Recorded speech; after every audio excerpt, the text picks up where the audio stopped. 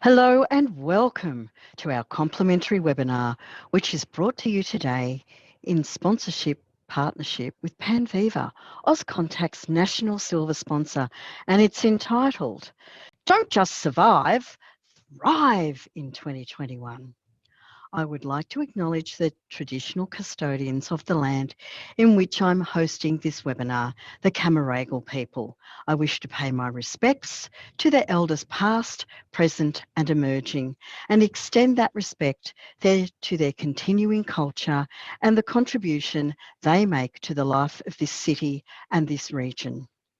Today's webinar will run for approximately 60 minutes, and during that time, with the help of today's special guests, Kristina, Danielle and Shwetha, we hope to spark your interest and engage you in the conversation, as well as provide some ideas to take back to your respective businesses. To round off the session, we'll be having a Q&A. I'm Fiona Keough, CEO of Auscontact and your moderator for today. While we're waiting for everyone to join us, let's use the time to run through some housekeeping with you. Remember, it's important to interact with us to maximise the benefit of the webinar.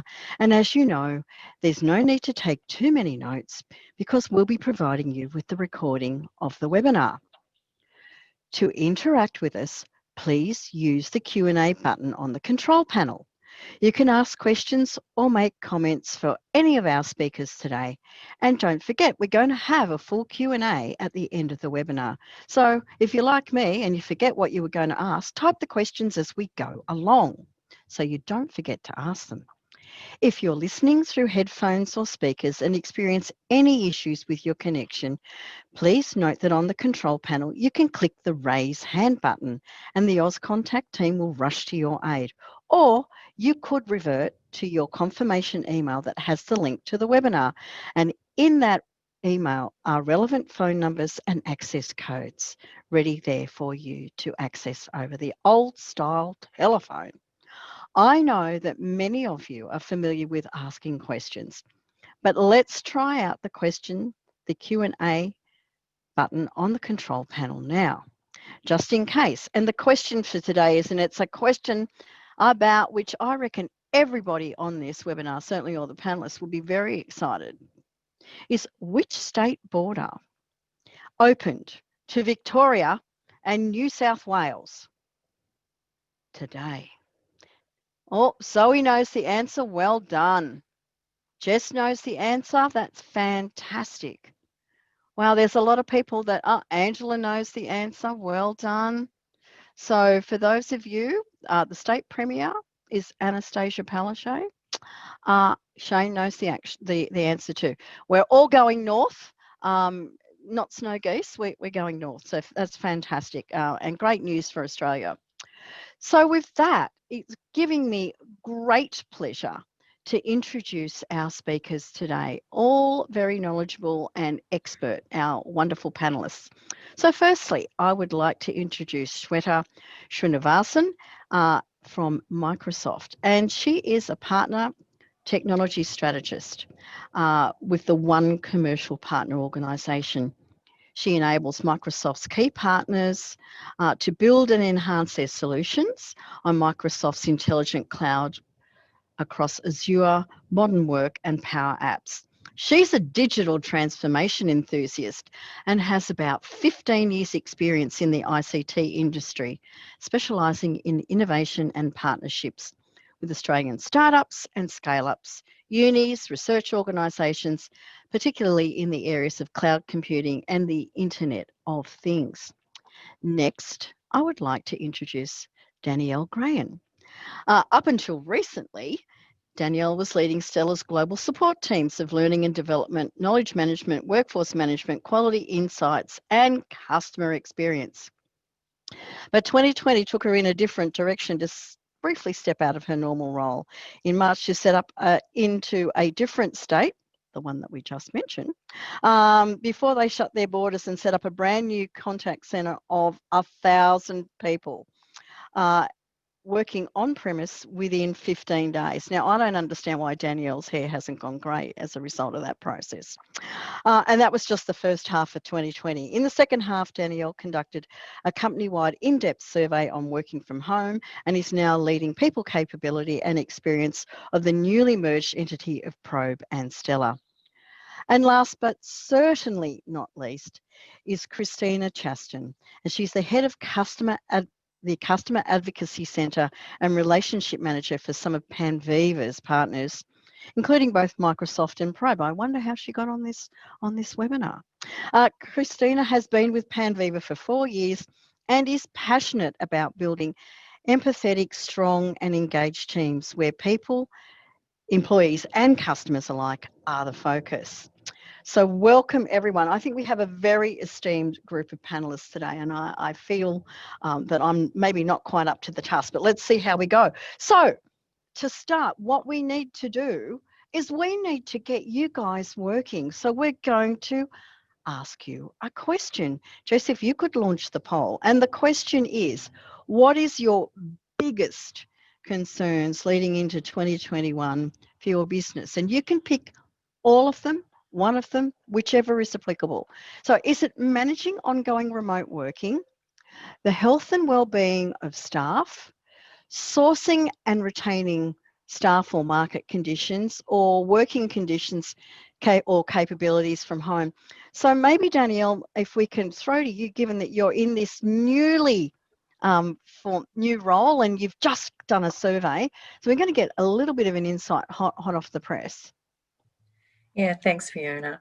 I think it's been really interesting, right, as people have adapted, obviously, over the last 9 months. And so our people have come back saying that they really have seen great transitions with some of the ways that we've been able to adapt to maintaining our culture working from home. But some of the difficulties are really around that workplace connections, but also when you're used to being able to see if your manager is available or not on the floor, and then you don't have visibility of those sorts of things anymore, and you're wondering why you can't get an answer or response fast enough. So it's really some of those everyday type behaviours that really are yet to, I think, really hit their strides in the working from home space around how we provide transparency, support, community and connection in that longer term work from home scenario, rather than just responding in the crisis mode. Thanks, Danielle. Just if we could close the poll and let's hear. Wow. Wow, wow, wow. How cool is that? And what a wonderful bunch of people we have on this webinar. Worried about managing ongoing remote working, but for me, the health and wellbeing of staff just shows what a wonderful community that we're privileged to be amongst. And working conditions, I think, relates to the health and wellbeing and sourcing and retaining staff. So what I'm going to do now is ask the panel, are you surprised by any of these results? And is there anything else that you would have expected to see? Kristina, can I ask you to maybe lead off on this one? Sure, thank you. I'd have to say that results, as you said, absolutely consistent with what we would expect and what we've been hearing from our customers so far. There is a much greater than before focus on the mental health and wellbeing of staff.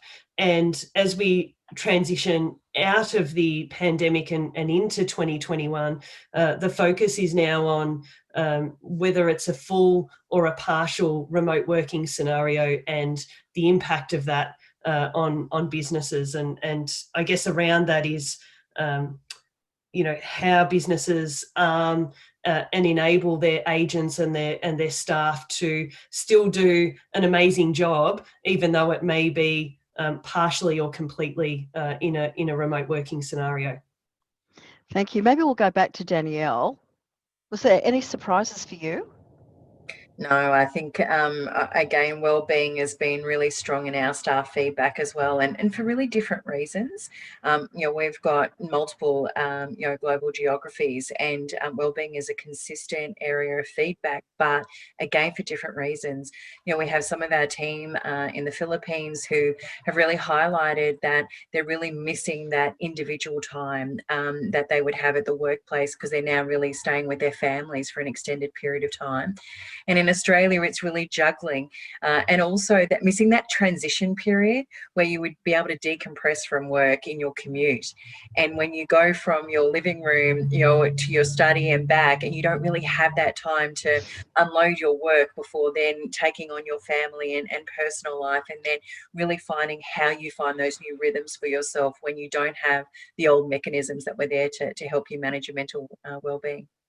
Yeah, that third space from Dr. Adam Fraser is such an important component, and you don't realise it till it's missing. Shwetha, your perspective. Any surprises for you? Not really. It makes sense given that, for example, working conditions, 2020 caught us unawares. And I think given that it's been about 9 to 10 months since this first hit us, I think we've figured out working conditions to a certain extent. But going forward, if this is going to be the new normal, how are we going to sustain that? What about the trust element? What about the security, collaboration, all of that? So indeed, managing the ongoing remote working would be a concern.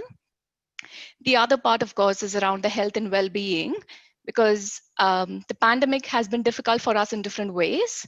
While some of us are grappling with increased responsibilities, some of us are grappling with, say, a lack of social interaction or loneliness. So there isn't a solution that fits all. So if this is going to be the new normal, we've got to figure out ways to enhance the well-being of ourselves and our dear ones and our staff. Thank you. I think there's some really great insights there, and it really doesn't matter what your role is, where you're located globally. All of those challenges are really consistent that we're seeing, and we know from our COVID survey that the health and well-being of staff was the number one focus of managers, and it seems that is going to be ongoing. So yeah, huge challenge, because we're not expert in this. We'd like to be, but we're certainly not. So let's move on to another question, which is question number 2.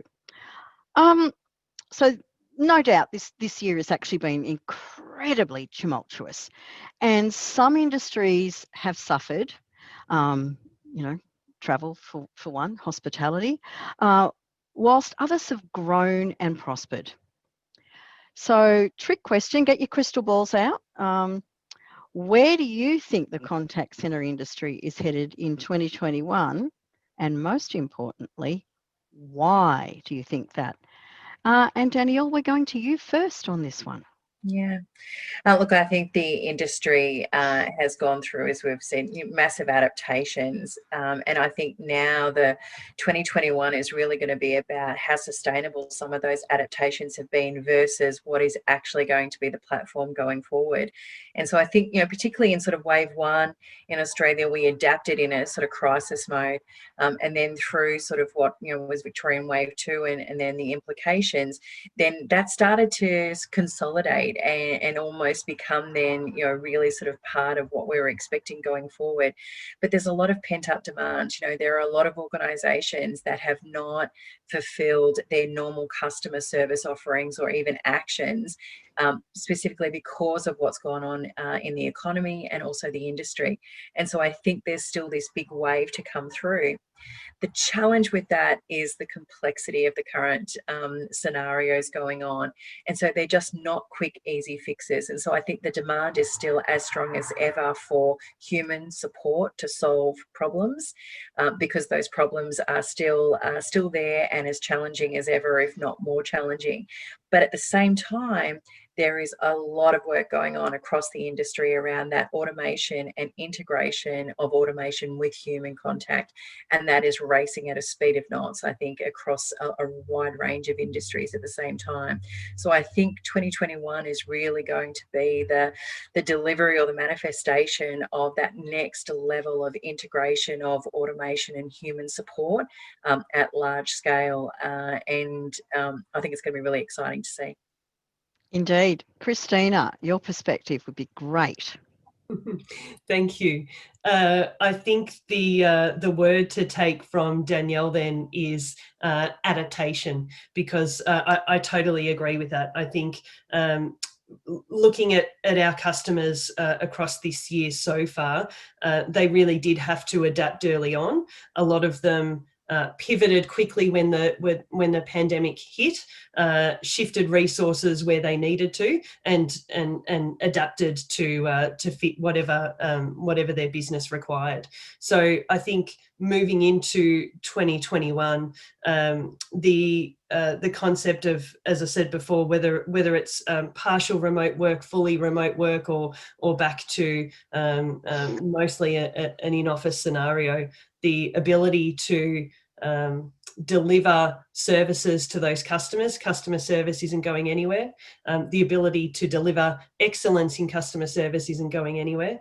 But when agents and staff may or may not be working primarily from home, businesses who are able to continue to arm their agents and staff with the information and the tools that they need, as well as that human connection and support. So utilising tools around them to enable that missing human connection from an in-office scenario. I think those will be the successful opportunities moving into next year. Yeah, and it's that ability to adjust and to flex, with second waves and I hate to say it, third waves or whatever that might look like. I mean, out of our COVID survey this year, we found that 96% of respondents said they were going to bring back 65% of their staff into the office. And so we've gone into this real hybrid sort of model, which from a technology and leadership perspective creates complexity because you don't lead the same way at home as you do when you're in office, which talks to what you spoke about, Kristina, and you, Danielle. And I think probably leads very nicely into question number 3. So question 3 says, contact centres, as well as other operations, rely very heavily on in-person communications. What is the impact of taking this away with remote work? Or have we in fact taken this away with remote work? And how can it be replicated? And Shwetha, I believe you're going to kick off on this one. Sure. So if there's one thing 2020 has taught us, it's been a testament to the statement that work is not something, work is something you do, not a place you go to. So essentially being able to work from anywhere, we've kicked it off as an experiment, especially in sectors that were not used to remote working, for instance. And I'd like to talk about Teams, which is our collaboration platform. And we've seen a rapid increase in the number of daily users. We're now at 115 million daily active users. So that speaks about how communication has taken on a different level altogether. We've gone digital, and Teams is not just a platform for communication in terms of chatting or just a meeting platform, but we can also plug in applications, for instance. So that's a natural way of working. So for instance, if I were to have a human-to-human communication, and from there we lead on to, say, sharing a document or adding a task on a Kanban list, all that's possible. And that's a very natural way of human interaction. And we've seen our partners kind of taking up this opportunity and innovating. I've personally always believed that constraints lead to creativity. And this has been an opportunity to showcase that. Lovely, thank you. And I think that's a good point. the creativity and the innovation that we've seen throughout this period, despite the adversity of the environment we're in, is just fabulous to witness. That people haven't let the adversity get them down. They've actually used it as a building block to go forward. So, Danielle, your thoughts? Fiona, I completely agree. And I think, certainly we've been talking for some time that, to never waste a crisis. That, if you go through this crisis and not look for the opportunities which absolutely will come out of it, and not just, from a business point of view, but from, a team leadership point of view and a people management point of view, this environment is ripe for opportunities. I think the challenge for us is that these opportunities don't look the way that they used to, in the way that they would manifest themselves. And also they are hidden a little bit now as well, to some degree, in that maybe we're not as visible within the office or seeing things. But I think that our environment, this collective experience, because it is such a collective experience, it then really provides that fertile ground to re-examine, rethink about how things can be done. Because I think the future now has a lot more potential as well, that in some of the experiences I touched on, that I had earlier this year, when we were setting up the contact centres in such short timeframes, we did things in timeframes that have never been done before. Now, admittedly, on a lot of not a lot of sleep, and I have been to the hairdresser, Fiona, so that helps now that they're reopened. But we did things that have never been done before in timeframes that have never been done before, and there were a lot of obstacles that were removed out of our way to make it happen. Now, we worked a lot of hours to make that happen, and it was a crisis situation, but at the same time, it still shows you what is possible. And then it's about then how do you start to change things to make those processes and people engagements part of your actual formal DNA going forward, not just letting that be a crisis reaction that we've done as a once-off. I think that's a real sort of opportunity for all of us to look back and not write this year off, but instead really look at what the opportunities and learnings have been, and try and capitalise on those as much as possible. Thank you. Shwetha, did you want to say something else? Yeah, I just wanted to build on the point, around how we've specifically kind of replaced those, say, the water cooler conversations that you would have had, those serendipitous meetings. And we've tried hard, within Microsoft as well, as most of us are working remotely. So for instance, with events, we've got like networking zones and all of that. And I'd highly encourage, companies to use some of those models. Just stepping back to the innovations that we've seen, and I thought it's a good time to bring in some of the contributions Panviva has done as well in partnership with Microsoft. So for instance, their recently launched app called the Nugget sits nicely within Teams and helps deliver knowledge bites to frontline workers, in a governed fashion. So again, it mimics human interaction in the sense that the way you would ask a knowledgeable friend for advice, except that the information is governed. It comes from a reputed source, a trusted source, and it can, of course, adapt. You don't have to be, say, a software developer to help train that model. So you could be a leader, just an authority of a certain information, and you can train, this little bot to come and give you information. So I just thought I'd put it out there.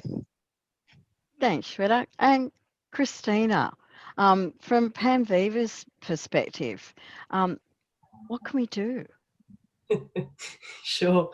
I think to the points that both Shwetha and Danielle made, there is so much technology available today that we have seen businesses take on and implement in order to replicate some of that human connection. So, for example, whether it's Teams or something similar here at Panviva, we utilize Teams a lot, and it definitely doesn't replicate the ability to sit down one-on-one with someone in the team or to have an all-staff meeting. But I think technology enables us to get pretty close, and to Danielle's point, to make some changes that it's there, it's just different. So we're still achieving that level of connection, and utilizing technology and partnerships like what we have with Microsoft, we did build out a Teams bot called Nugget, and Nugget has definitely been able to alleviate some of the pressure that I think, for example, in contact centres where floor walkers and subject matter experts used to walk around and support agents and support staff in person. Nugget enables that capability through the Teams product, so that those floor walkers or team leaders or subject matter experts are then freed up to have those more complex conversations with agents. So the ability to, potentially move back full-time or part-time into an office means that, you can still take advantage of some of the technology that this pandemic has enabled businesses to build. It enables other people in the business to be more productive in other areas, to be reutilised in other areas. And so there's absolute efficiencies that we can take from what's happened in this year and reimagine, I suppose, the way we do things forward into 2021. Thanks, Kristina. I love the concept of Nugget. It's got to be gold because of what it's delivering. Dare I say, it's so Aussie, it's brill. And I would imagine that one of the other advantages of Nugget is that you then get to understand who needs some additional training, who needs some additional support, because not only can they get the information they need, but you also then are able to tease out who might need a little bit of remedial work in the nicest possible way. Would that be a reasonable take on it, Kristina? Yeah, that's great. Absolutely. So the benefit of Nugget is consistency in responses. So you are giving your agents the same response at any point in time, but absolutely you're getting visibility into what questions are your teams asking a bot. Are there areas where people need more training? Are the same questions coming through from different people around the business, wherever they're working from? That absolutely gives you insight into where training may be needed, but also the confidence that that no matter who is asking, they're getting the same response back, and therefore it's consistency in delivery of response too. Yeah, and it's gold. We've got to remember that. And it's gold. And it's gold. Fantastic. Well, we're going to get our attendees to do some work. And she says, rubbing her hands together with glee. So we've just launched a poll. And the question is, what are your technology concerns leading into 2021? And you can tick every single one or just one, whatever it is. Is it access to applications on premise? The ability to provide adequate training and support to remote workers? Handling meetings and events under the normal constraints? Or planning for the unknown? Oh, my crystal ball is foggy. So while we're just waiting for everybody, we've got a couple of Techo whiz kids on this webinar. With all due respect, Danielle, I haven't got you in that bucket, but maybe Shwetha could maybe share what she would expect to see, and then we might ask Kristina while everyone's answering the question. So Shwetha, you're on mute, and haven't we heard that a lot this year? Yeah, apparently that's the line of 2020. Indeed. Yeah, I guess they're all interesting options. I'll be keen to see the audience poll. I think we've kind of agreed that technology kind of underpins the solution for a lot of these. There are many facets to this. So I would call stuff like security and building stuff to scale, etc., almost the order of business. I think the creativity would come in, kind of planning for the unknown. There's most of us in our lifetimes haven't seen a pandemic or a war, fortunately, in Australia, for instance. So, I mean, how would you plan for something of this magnitude? And dare I say, technology has kind of saved us this year. Those many video conferences we've had with friends or family, has been kind of the saving grace for some of us, on a personal front. So yeah, I'm just keen to see the results. Absolutely. And Kristina, I don't know if you want to add something just now. Maybe we can find out what our attendees think. You know, we know that when people went to work from home, there were a number of people that didn't have BCP plans.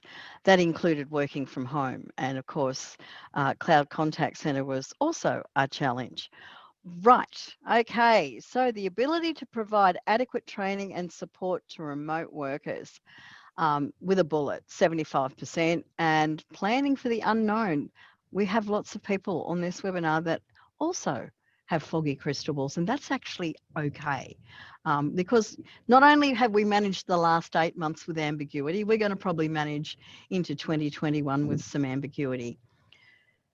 So, Kristina, any comments before we move on to the next question, which is for Shwetha?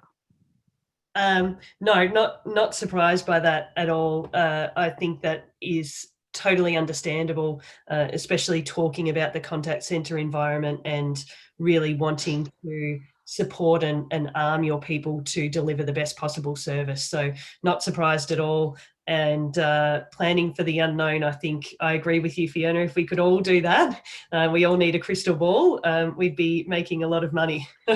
Absolutely, and that is my plan for the future, but probably not during this period. And Shwetha, thank you very much for saying that none of us are old enough to have lived through a pandemic previously. I really appreciate that reference. Okay, so the question for you is, Jess, if you could close the response to the poll question, is what part does technology actually play here? Sure. Let's start with kind of driving growth as an overarching umbrella, right? So technology helps do that. We can start with the concept of scale. So for one, some businesses have seen that they've got market globally rather than, say, domestically that they were probably confined to because of physical constraints. If you've now figured out how to capture that global market, so essentially technology has helped you get that scale, that sense of scale. So even within Microsoft, we saw great, we increased our capacity on our intelligent cloud to support our partners, our customers, and essentially, help increase that scale and kind of help, say, healthcare workers, retail industry, education, remote education, all of those sectors. The next part is security. So when you're working remotely, how do you trust the information you've been given? How do you trust the communication channels, for instance? So that's when concepts like, say, the zero trust security model comes into play, where you give authorized access to individuals based on not just their identity, but also the context. Where are they logging in from, for instance? So again, security and trust building is an important part that can be delivered by technology. The other part is around culture, inclusion, well-being, etc. So what are the other creative ways in which we can foster that sense of inclusion or belonging? And how do you amplify the culture when you're not seeing each other face to face, right? So again, technology plays an important role there. And upskilling, which, I mean, as the poll results did demonstrate, it's on everyone's mind. So how do you onboard new employees, for instance? How do you upskill them? And in a way, also reskill ourselves, right? So we see a lot of emerging companies being software companies, essentially, irrespective of the sector they cater to. So how do you impart that knowledge, and how do you reskill some of your workers depending on where the demand's from, how you've changed your business strategy, for instance?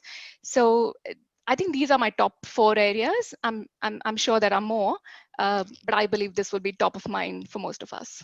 Yeah, thank you. And look, I must admit, I've been judging throughout Asia Pacific this year, and the number one concern through the region has been risk, compliance, security.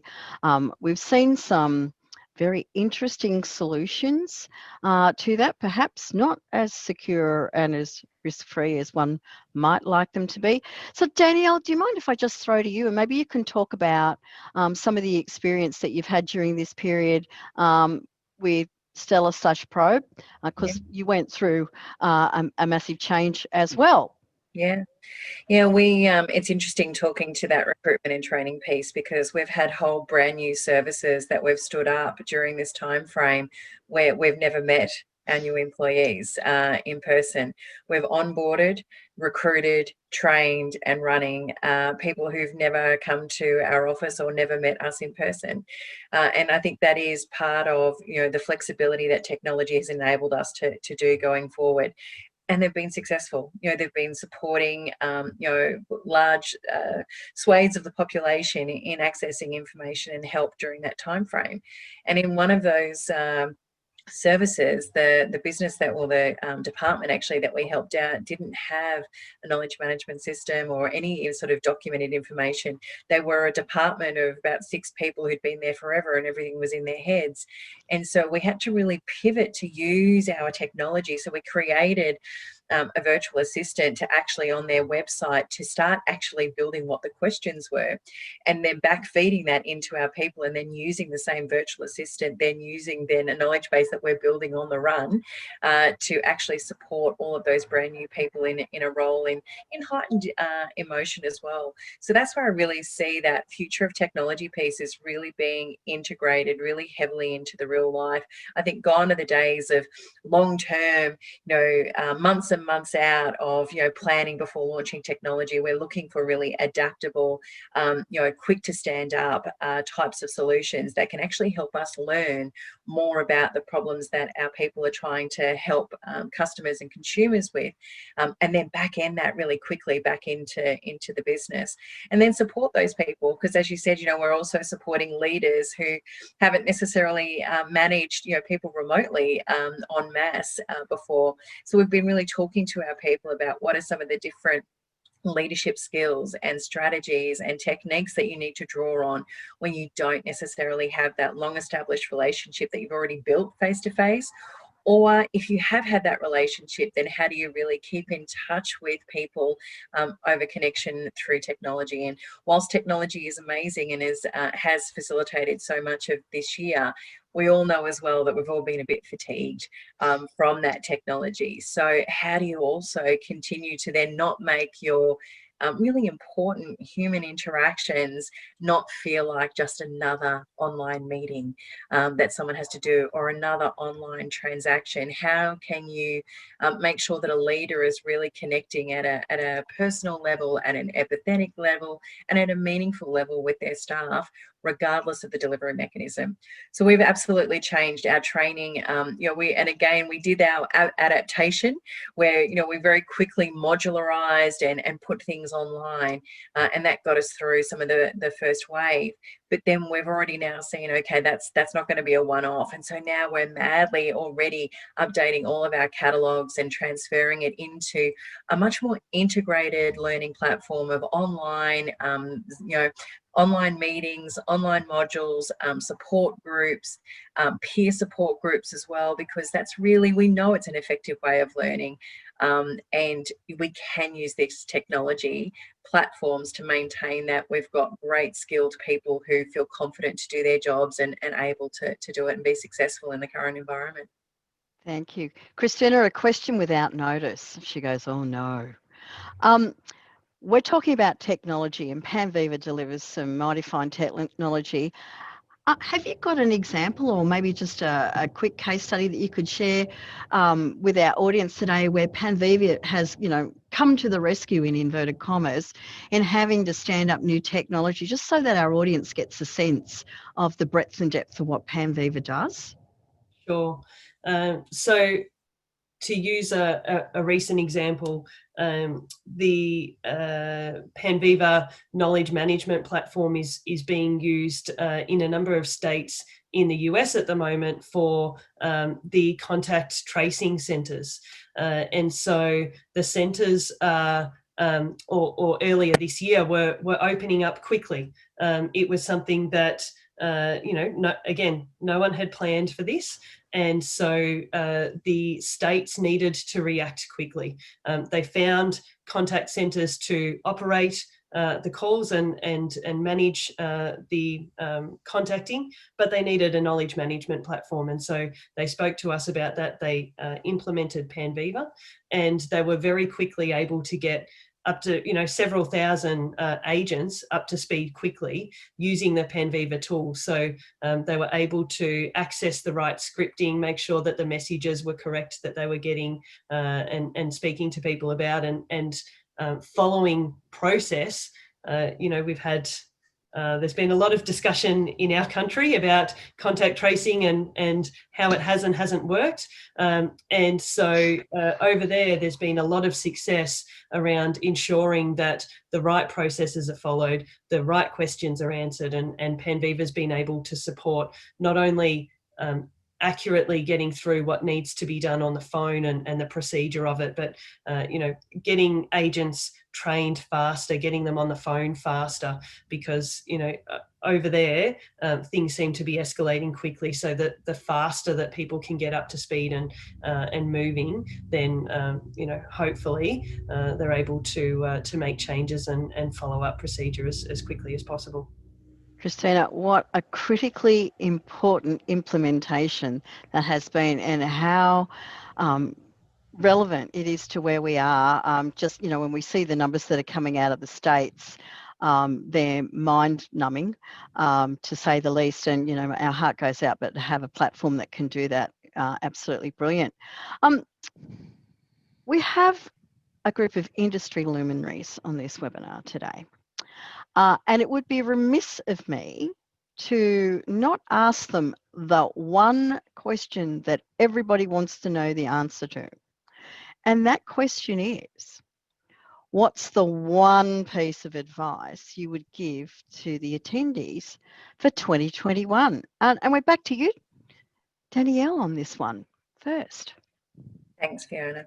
Actually, I'm going to cheat slightly. The one bit of advice I'd say is get some rest over Christmas and New Year if you can, because 2021, I think, is going to have a similar velocity as what 2020 has. I don't see the pace coming off significantly, certainly not in my business. We are not seeing any of our clients slow down or take a breath. That they are very clearly focused on what needs to then be achieved now in 2021. So I would definitely get some rest and recharge. And I think that actually does go to as well to be conscious of how you recharge in the new environment, because again, you may have had different things that you used to do to recharge, and also for your people. I think it's really important to have that open conversation about being transparent about how you recharge.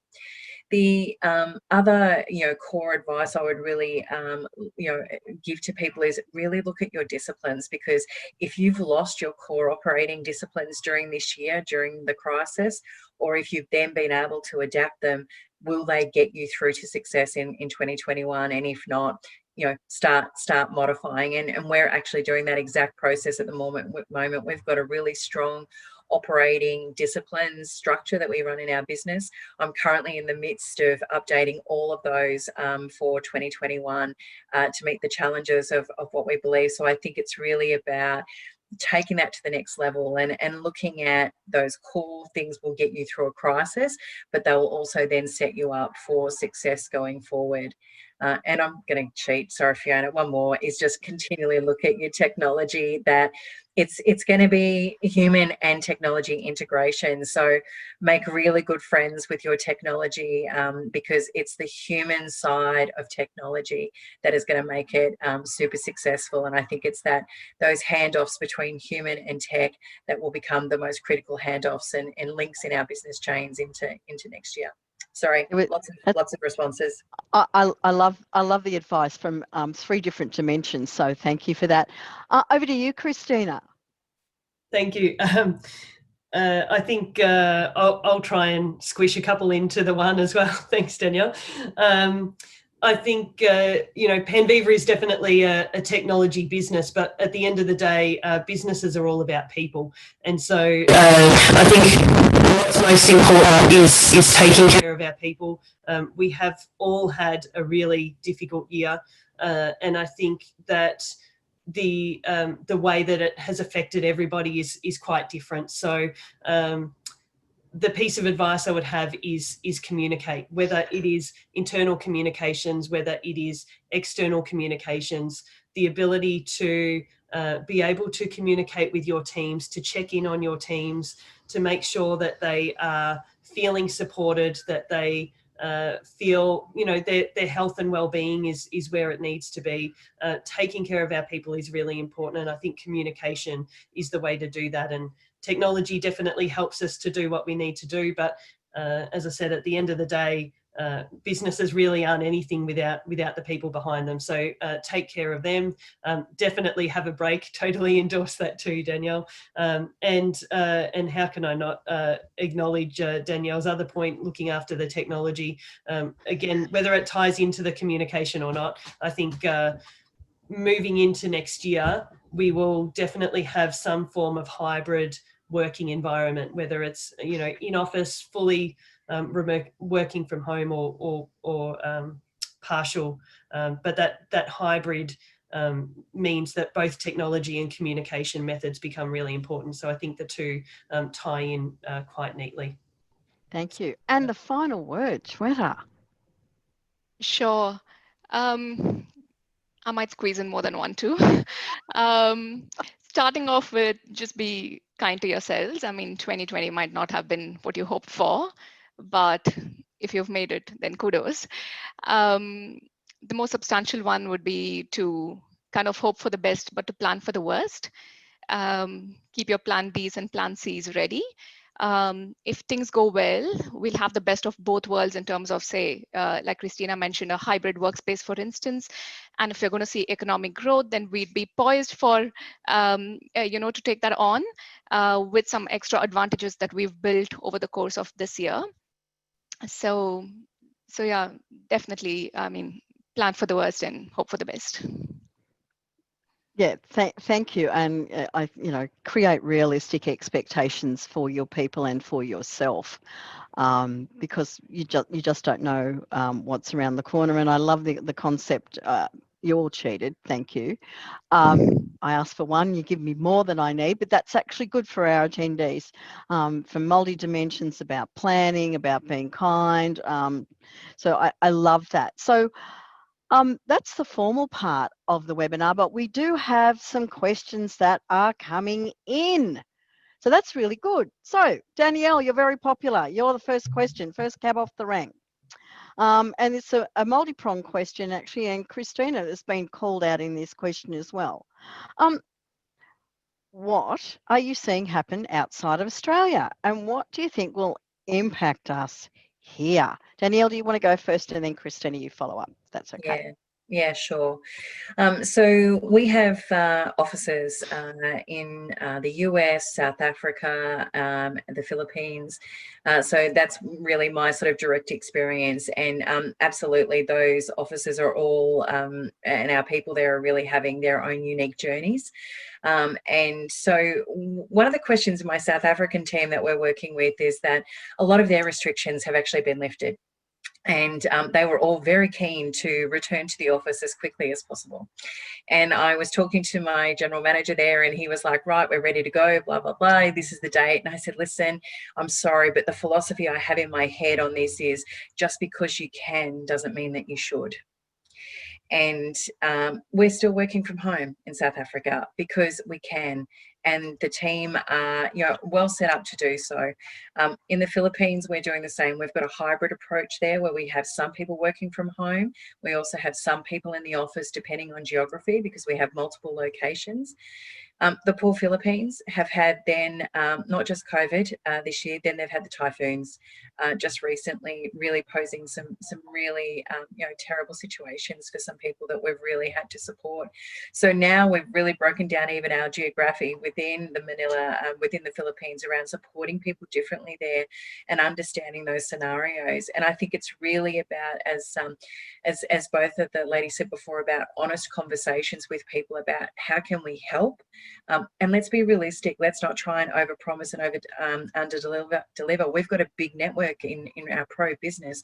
We can leverage other parts of our business to help out in times of challenge. But in the Philippines, we're providing a lot of support in that space. In Australia, it's change management. It is really now that daunting prospect of potentially returning back to the office. And we've got some people who have had the engine running in the garage for some time who can't wait to get back and be full-time in the office. And we've got others who have adjusted now and are saying, oh, actually, now I need to really change my whole mindset if I'm going to go back into the office full-time. And so we're really conscious about talking to that change to our people and understanding their individual circumstances and really trying to come up with more localized plans for groups and individuals rather than trying to take a broad brush approach across the whole of our global geographies. Thank you. Kristina, can you talk to this from a digital transformation perspective, please? Sure. So I guess what we're seeing is definitely that concept of businesses wanting to, I guess, replicate the environment that they had on site and manage that from a remote working situation. And so that really plays into some of Panviva's strengths. So we have seen quite a number of customers taking that information that is sitting today in a Panviva knowledge base and using tools like Nugget, which we spoke about earlier, or our digital orchestrator tool, and really pushing that information, that same information, curating and orchestrating that for digital environments. So, for example, we have a customer who has used a bot to deviate some questions for HR for their a health business, and they get an influx of people looking for roles, variety of different times of the year. And so rather than taking those HR driven calls into their contact center, what they're doing is using the bot to take some of those easy to answer questions and take all that traffic away from the contact center. So they're really using that process, and that's worked quite well for them.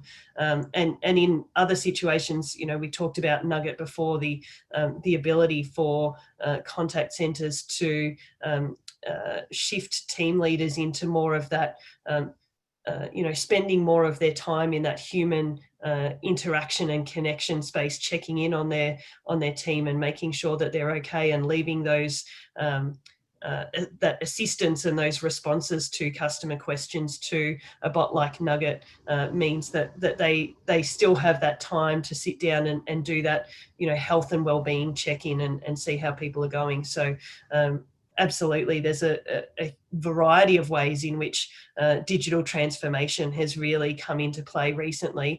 And no matter where you are, I think, in the globe, there's opportunity to take advantage of some of that and make it more a part of your business and improve those efficiencies. Thank you.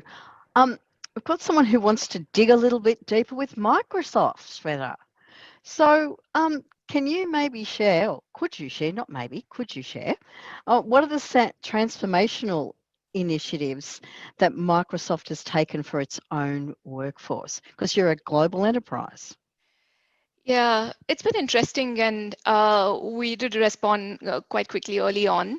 I'd like to start with one of the leadership concepts, which I've heard our CEO mention quite a bit. So the whole concept of model, coach, and care from a leader's perspective. So we've always seen the model and coach aspect. This year, it's been so much about care as well, and that being a lot more challenging now with, kind of virtual interactions. In terms of equipping the workforce as such. So we've all been equipped with, say, equipment to work from home, connectivity, tools to make that possible, onboarding, upskilling, all of that. We did introduce a sweet little feature called the Together mode in Teams, where it appears that you're all in the same room. It's a little thing, but goes a long way in giving that feeling of inclusion. We ran a number of global events this year virtually, which was for the first time in years. And again, we made way for those serendipitous connections in terms of either networking zones. It's possibly the next best thing to reality, if I may say so. So just creating and sparking off these conversations, and quite like what you did, Fiona, with the polls, just engaging the audience and getting them to open up a bit more. Yeah, we used to have a GIF off competition in some of our meetings. In fact, our upcoming team meeting is a virtual cocktail making class, which I'm totally looking forward to.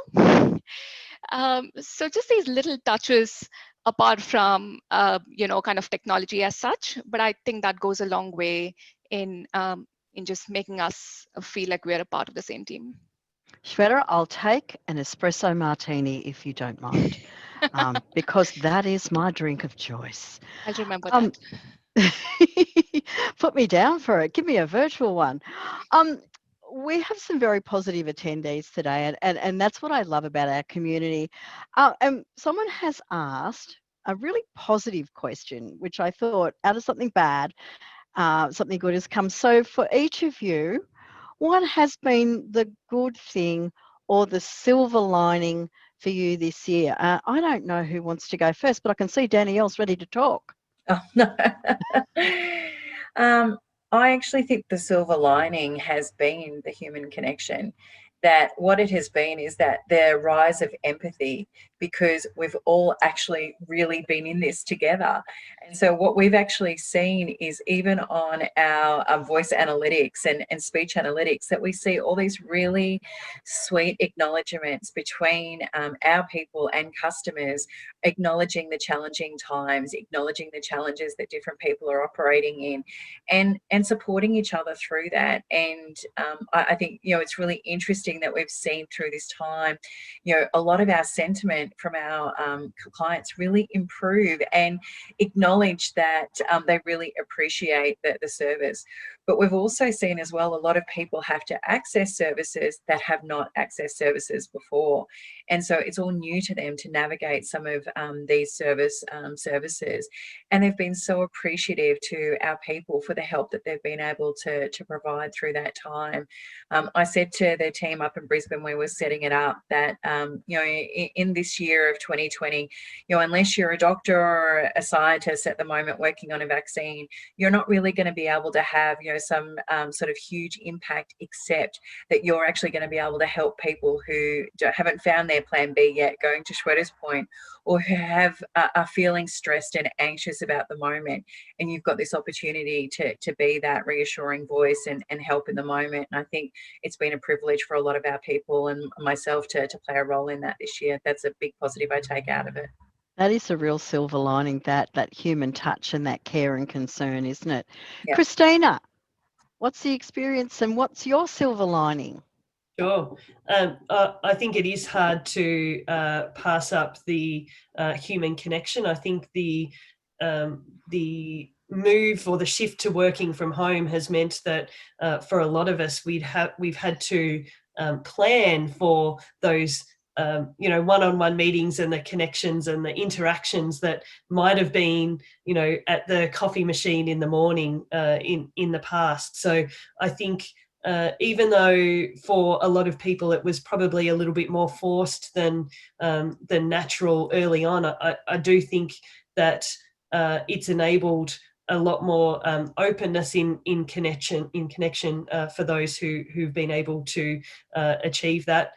I love the fact that we've got to know the dogs, the cats, the children, the everything about how people live at home has been, really important. And for me, with, barking dogs and kids in the background, it's been nice to be able, in a way, to share that with people, but more so to feel that that's really accepted. And I think that it has been, being on calls with customers and partners and, one of the very senior people of Microsoft at one point on a global conference, and having my children screaming in the background and having people say, it's okay, it's quite normal, it's fine, has been something I never would have imagined prior to all of this happening. So I think we have connected with people on levels that we probably didn't think we would.